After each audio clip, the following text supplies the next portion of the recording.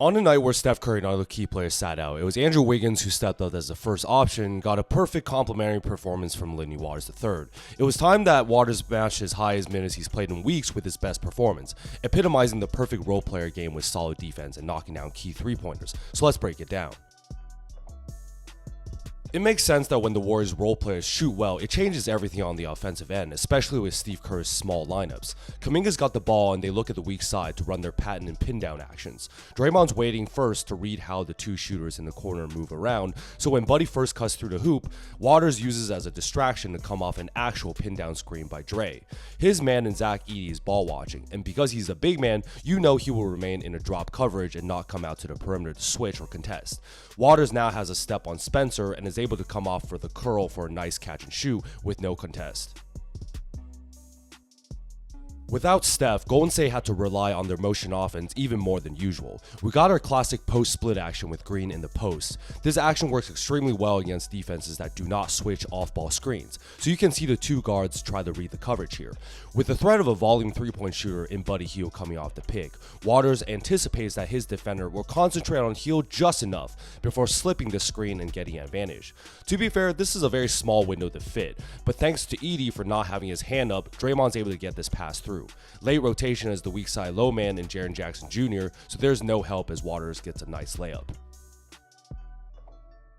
JK had a good first half before an unfortunate injury. Here he takes a much bigger Edey in the paint to draw the defense in, and smart decision not challenge the big man and look to pass it out. However, look at the other Grizzlies' natural tendency to come to the paint and look for the rebound. So on this kick out, now Memphis is forced to be in rotations. Terrible IQ by Spencer here to rotate off a shooter to Draymond Green, who's a relative non-shooter, and now on the weak side you got LaRavia covering the two best Warriors shooters on the floor.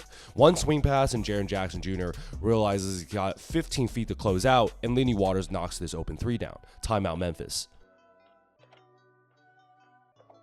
The Grizzlies never really went away, but shout out Kyle Anderson for not only finally getting playing time, but actually producing like we all knew he would, unless you're Steve Kerr.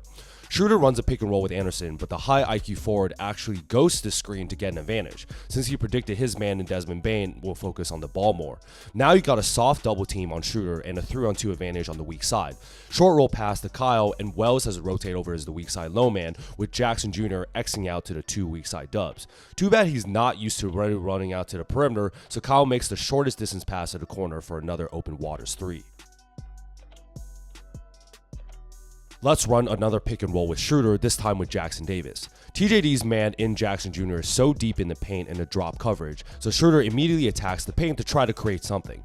Now, simultaneously, Waters is running on the baseline to the strong side corner. He unfortunately brings his defender into the action, which disrupts the initial pick and roll. This honestly is still pretty good defense, but when NBA players make a couple three-pointers, their mentality is just totally different, especially for role players like Waters looking to regain their confidence. This is pretty good defense as Bane gets a hand up too, but Waters was feeling himself already.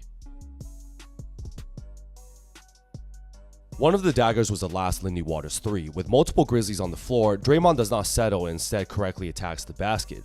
This is kind of funny because he honestly had an open layup here with 3 guys down, but with more or less a 4-on-2 advantage with 2 open guys on the 3-point line, Draymond makes it a tiny bit harder by swinging to Wiggins, who attacks a reckless closeout to create another advantage. Bane has to slide over to rotate, but I guess this kick out is still a little redundant, but better off giving the ball to the hottest shooter of the night, who knocks it down. There you guys have it, a quick breakdown of Lindy Waters' best performance since starting the season strong. He's had a tough time knocking down shots lately, but even when his offense has been off, Waters has always understood his role pretty well and executed it decently, whether it's locking in defensively or making the extra pass to keep the ball moving. His real impact shines on catch and shoot opportunities, obviously, where he thrives playing off the gravity of players like Steph, JK, and in last night's case, Wiggins and Schroeder. Big shout out to Andrew and Dennis for their amazing performances as the 1A and 1B, which set the stage for Waters to play the perfect role player game. Now it's on to a back-to-back against the Sacramento Kings, so if you guys like this quick breakdown, like and subscribe to see more.